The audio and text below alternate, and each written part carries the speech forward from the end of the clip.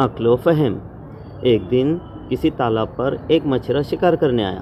तालाब में मछलियाँ उछल कूद कर रही थी। मछेरे ने दिल ही दिल में सोचा, अरे वाह, यहाँ तो ढेर सारी मछलियाँ हैं, कल मैं बड़ा जाल लेकर आऊँगा। उस तालाब में एक सुनहरी मछली भी थी। उसने मछेरे की बात सुन ली। ये बात उसने दूसरी मछलियों को बता दी। वो सब परेशान हो गई। अब हम क्या करें, कहाँ जाएं? सभी सोचने लगी।